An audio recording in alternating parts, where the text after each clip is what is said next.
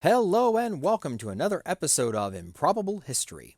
Today on Improbable History, we look at the dark truth around the most unlikely of animals to conquer the world, guinea pigs. Would you believe me that with just a few minutes of research on Google, combined with a few pop culture references, I have discovered a great truth? That these furry potatoes are, in fact, on their way to world domination. Skeptical? You won't be after this.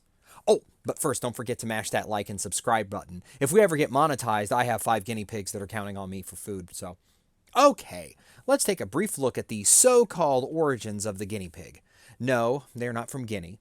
No, they are not pigs. What they are is a domesticated food source from the Andes region. Now, while many of us in the Americas do not eat them, there are some that do.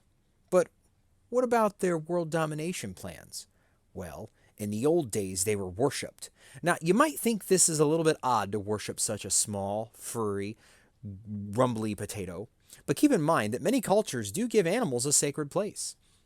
Cats in Egypt, cattle in India, lambs in Christianity. Guinea pigs in the Andes is not that far off if you think about it. Are you thinking about it? See, we know the truth because from this documentary called Kingdom of the Crystal Skull, see that skull that was the aliens that showed up? It looks like a guinea pig skull if you hold it at just the right angle. What does that mean? It means these so-called furry, lovable creatures are in fact aliens that have come to subdue us. Not through lasers, not through mental control, but through our vegetables. These animals have ingrained themselves even into our history. They've made their way into the British royal family. Here's one guinea pig with what could be Queen Elizabeth. Why Britain? Well, think about it. They almost conquered the world. And what were all those royals holding? Guinea pigs. Not only that, Britain had access to all the vegetables from all over the world with their royal navy. Makes sense if you think about it. Of course, during the 1800s, guinea pigs really came into vogue. Owning one was considered a mark of distinction in the upper classes. There are many paintings from this era depicting them slowly ingraining themselves into our culture and our way of life.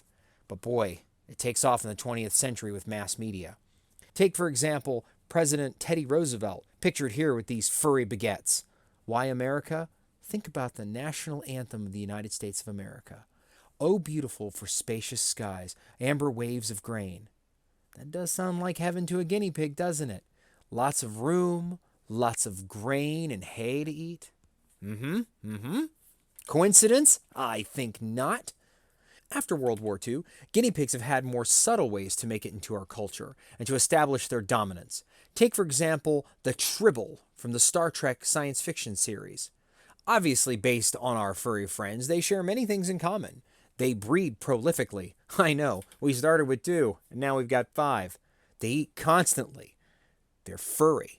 They make a pleasant sound when you pet them, except for when they're upset. And if not kept in check, they could easily dominate the entire world. Don't forget the warning from Commander Worf. They are detestable creatures. Interesting. It's been my observation that most humanoids love soft, furry animals, especially if they make pleasing sounds.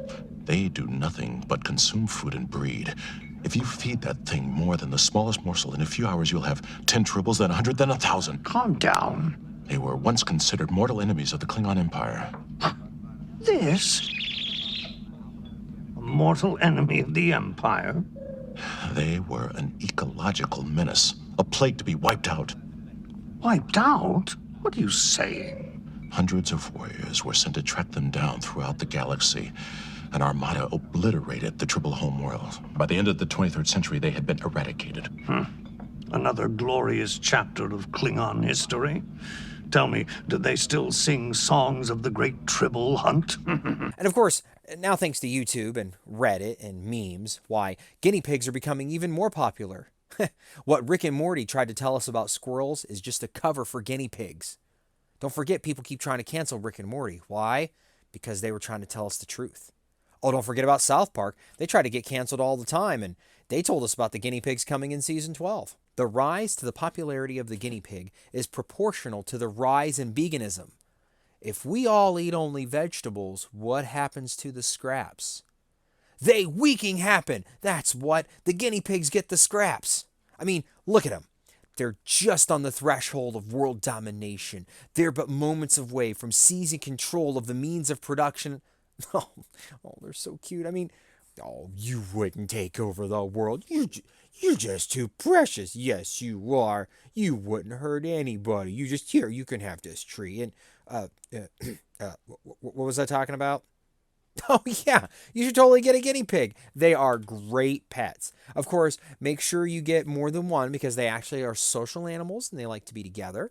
And, read some books, do some research. But guinea pigs could be a great pig for you. I mean, guinea pigs could be a great pet for you. This is Bill with Improbable History on why you should own a guinea pig. This episode is sponsored by the people for the ethical takeover, ethical treatment of guinea pigs.